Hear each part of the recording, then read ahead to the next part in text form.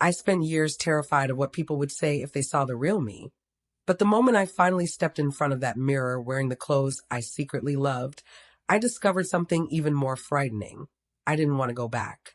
And then someone knocked on my bedroom door and called my name. I spent years terrified of what people would say if they saw the real me. But the moment I finally stepped in front of that mirror wearing the clothes I secretly loved, I discovered something even more frightening. I didn't want to go back. And then someone knocked on my bedroom door and called my name. My entire body went still. For several seconds, I couldn't even breathe properly. I stood there in that dress, staring at the silver-framed mirror as though it had betrayed me. The person looking back wasn't some fantasy character I'd invented late at night. It was me. Nervous, awkward, uncertain me, but somehow quieter inside than I'd felt in years. Then came another knock. "Hey, are you in there?" I knew the voice. My stomach dropped. It was my older sister. I looked toward the door, then back at the mirror. My first instinct was immediate. Get changed. Hide the dress. Put everything back exactly where it had been. Restore the room to its previous state so completely that even I could pretend this had never happened. My hands reached for the hem, then stopped. That tiny pause changed something, because suddenly I realized how familiar this routine had become. Whenever I felt something honest, I buried it. Whenever I wanted something different, I found a reason to dismiss it. Whenever I caught a glimpse of myself that felt unexpectedly comfortable, I immediately punished myself for enjoying it. The mirror seemed to be asking a question without saying anything. "How long are you going to keep apologizing for existing?" "Just a minute," I called. My voice sounded strangely high with panic. I grabbed a cardigan from the chair and pulled it over the dress. It wasn't perfect, but it made me feel less exposed. I checked myself one last time. The reflection looked frightened, but it also looked determined. I opened the door only a few inches. My sister stood there holding 2 mugs of tea. She looked at me, then at the cardigan, then back at me. Her expression changed so subtly that I couldn't understand what it meant. My heart hammered. "What?" I asked. She blinked. "Nothing." That somehow made everything worse. I opened the door a little farther. She stepped inside and put the mugs on my desk. For once, she didn't make a joke. She didn't raise an eyebrow. She didn't ask the obvious question. Instead, she glanced at the old silver mirror. "Grandma's mirror," she said. I nodded. "Found it in the cupboard. I remember that thing." She smiled faintly. She used to carry it everywhere. I looked at the mirror. She liked looking at herself? My sister gave me a curious expression. No, she liked reminding herself that she was still there. That sentence landed somewhere deep inside me. I looked away. My sister sat on the edge of the bed.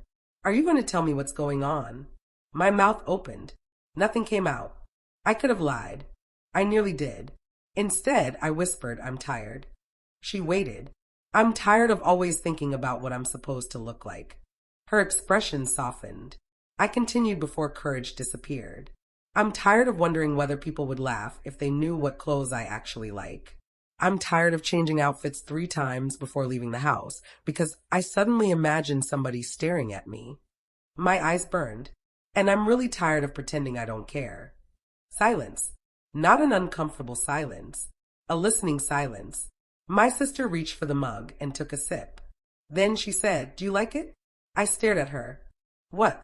"The dress." I looked down. The question was so simple that it almost broke me. "I think I do." She nodded. "Then why are you looking at me like you've committed a crime?" I laughed. It came out shaky. "I don't know. Maybe because you've spent too long believing you need permission." I couldn't answer. She stood and walked toward the door.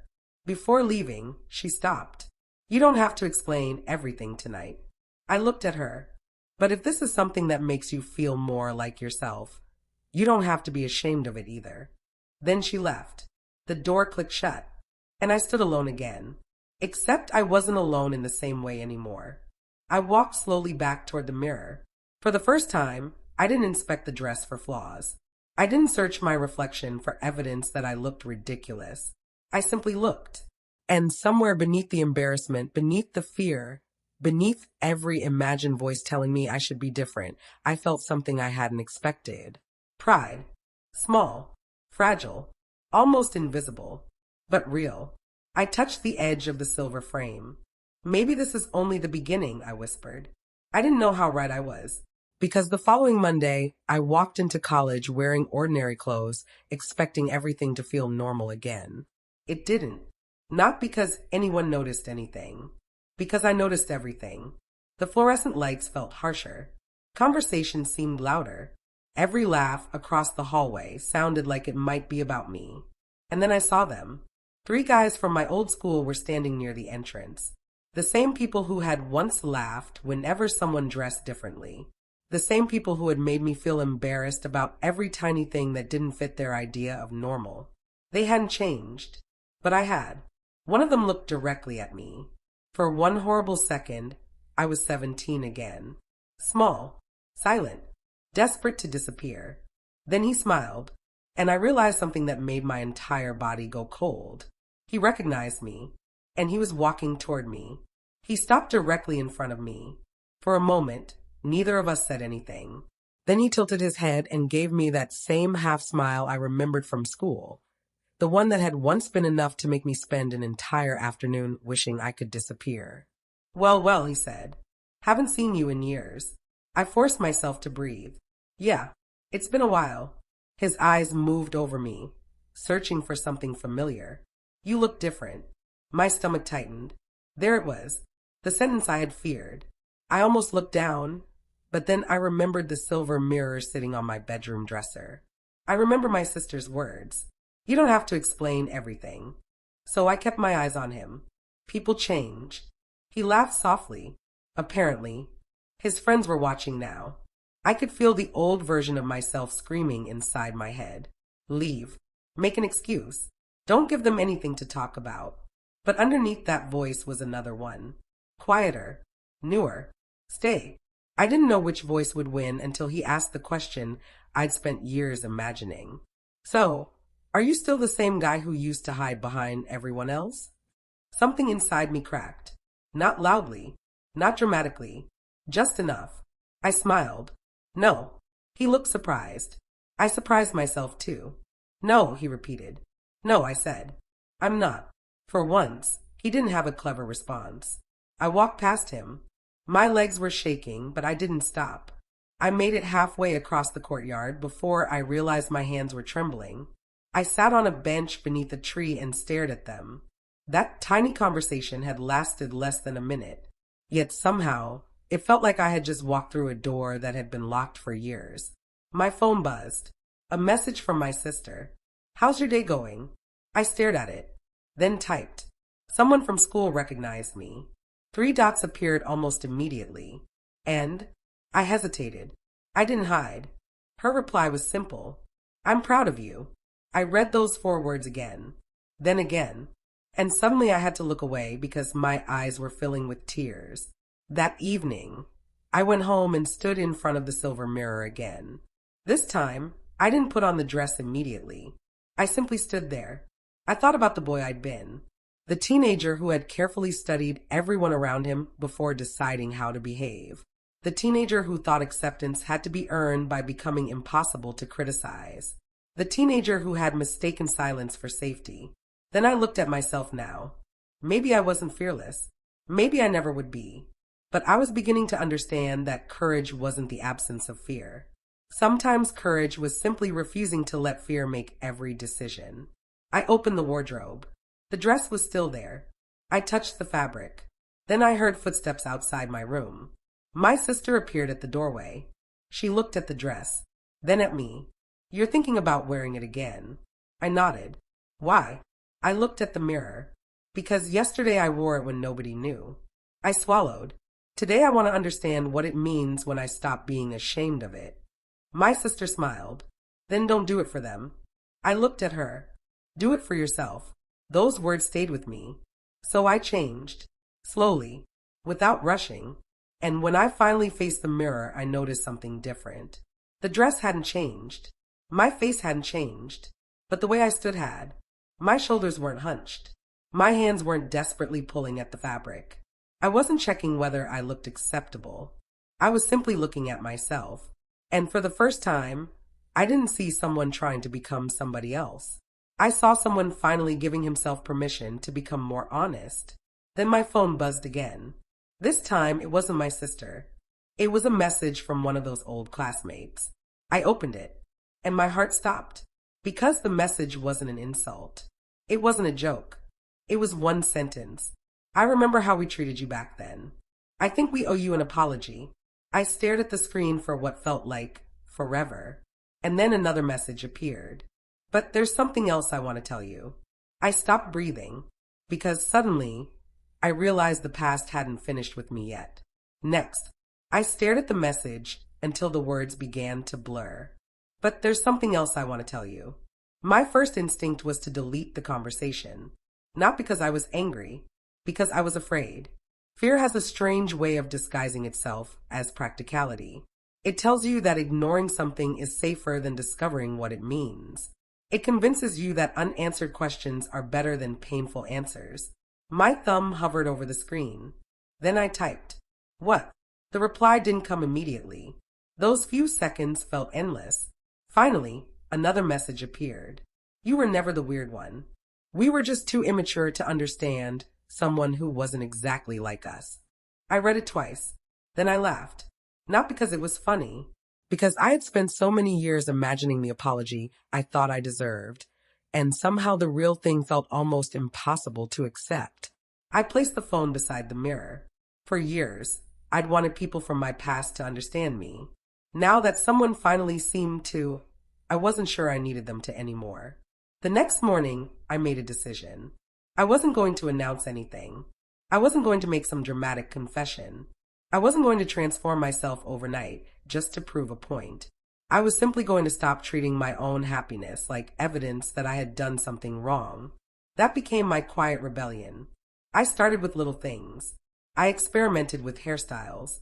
I learned which colors made me feel comfortable.